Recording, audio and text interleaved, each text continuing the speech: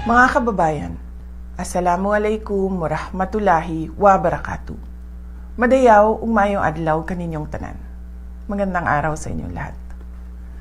Ang patuloy na pagtaas ng presyo ng mga bilihin ay isang mabigat na dagok sa hangarin nating magkaroon ng mapayapa at masaganang buhay para sa bawat pamilyang Pilipino. Hindi normal ang ating pinagdaraanan. Ito ay epekto ng mga krisis sa labas ng ating bansa, kabilang ang digmaan sa gitnang silangan na direktang nakakaapekto sa presyo ng pagkain, langis at iba pang pangunahing pangangailangan.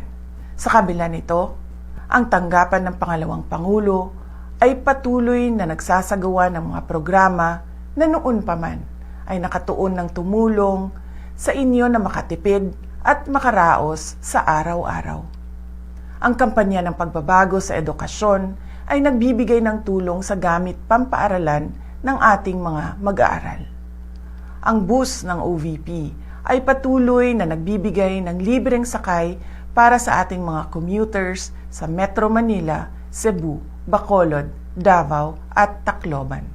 Ang Magnegosyo Taday ay magpapatuloy upang mapunan ang kapital ng maliliit na negosyo.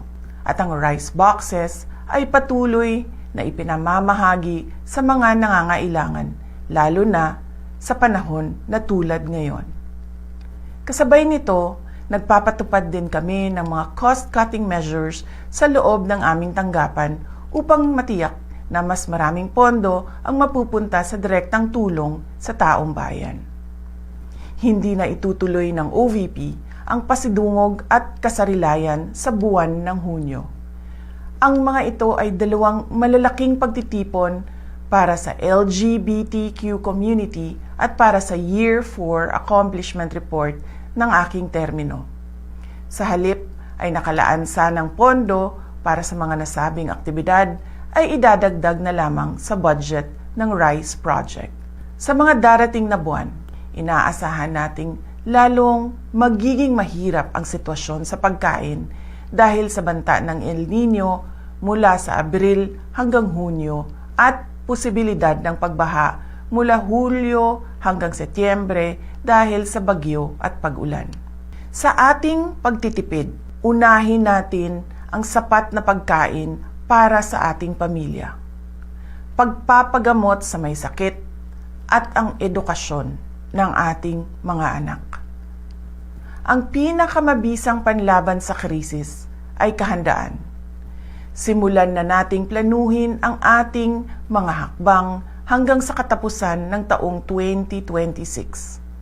Kasama na ang pagharap sa posibleng pagkawala ng trabaho, patuloy na pagtaas ng presyo ng pagkain, at risk reduction measures laban sa epekto ng matinding init at mga pagbaha sa ating kabuhayan. Maliit man ang tanggapan ng pangalawang Pangulo, makakaasa kayo na bawat isa sa amin ay patuloy na naglilingkod at naghahanap ng paraan upang makatulong sa taong bayan. Tayo ay isang bayang may matibay at malakas na pananampalataya sa Diyos. Kaya patuloy tayong manalangin ng taimtim at naway bigyan ang ating bansa ng lakas, gabay at pagkakataon tungo sa tunay na mapayapa at masaganang buhay. Syukran.